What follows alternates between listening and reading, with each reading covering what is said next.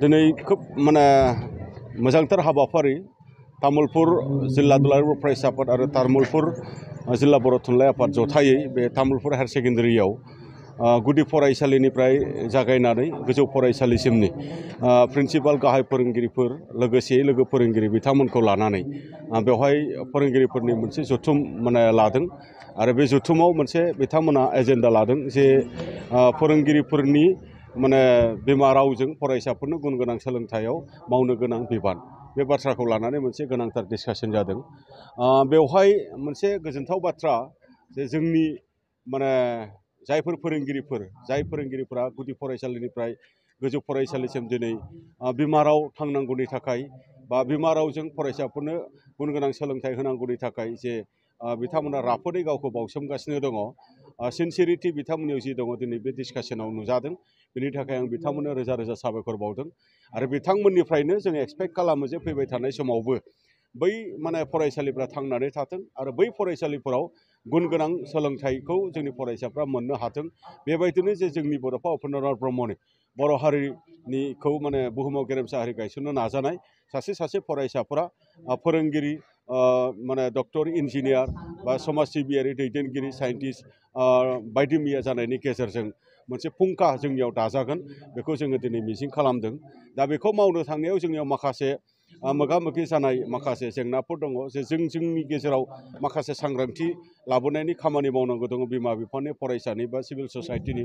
बेनि थाखाय मावनो गोनां जोंहा माखासे बेवहाय माखासे प्रब्लेमफोरखौ जोङो मोनदांदों। बेखौ जोङो मावनो थाखाय जोङो दिनै डिसकास खालामदों। लोगोसे माखासे जेंनाफोरखौ माने सरकारि भाबै मावनो गोनां दायथ' थाबाय। जे गंसे फरायसालियाव फरायसाफोरनो गुन गोनां सोलोंथाइ होनो नांगौब्ला बेवहाय थिग मथे समायाव माने फरा बिजाब माने मोनहोनाय बा थोजासे फोरोंगिरि मोनहोनाय बा बिनि इनफ्रास्ट्राक्चार बा बिनि माखासे क' कारिकुलार एक्टिभिटिनि माखासे सामग्रि नैबे बुस्थुफोरखौ मोनहोनायनि बाथ्रा जिया माने थांनाय गोलाव समाव माने जाबोआखैमोन। दा माने बेफोरखौ जोङो माने फैबाय थानाय समाव माने मोनफुंनो हाथों बेखौ जोङो दिनै मिजिंथिदों।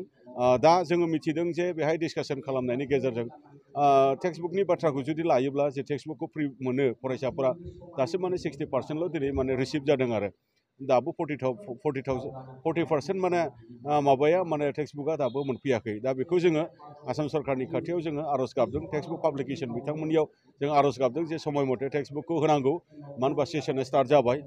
बेखिनि बाथ्राखौ बुंदों जा दिनै बे डिसकासननि गेजेरजों बेखौ जोङो दिनै फोरमान मोनबावदों जे बर' मिडियामा जे सोलोंथाइ बा गुन गोनां सोलोंथाइ लानायाव मेटार जानो हाया, जेंना जानो हाया, बेखौ फोरोंगिरिफोरजों जोङो सावरायनानै जोङो दिनै मिथिदों। मानो होनबा दिनै बेवहाय फैनाय फोरोंगिरिफोर बै फोरोंगिरिफोरनि फरायसालिनिफ्राय पास आउट जानानै बर' मिडियामनि फरायसाफ्रा MBBS पास जानाय, NIT आव फरायनाय, सोरबा माने मा होनदों इन्जिनियारिं पास जानाय बा सोरबा प्रफेसार जानाय गोबांथार बेबायदि बिदिन्थि जोङो दिनै बेवहाय मिथिलायनो मोन्दों, शेयारिं खालामलायनो मोन्दों।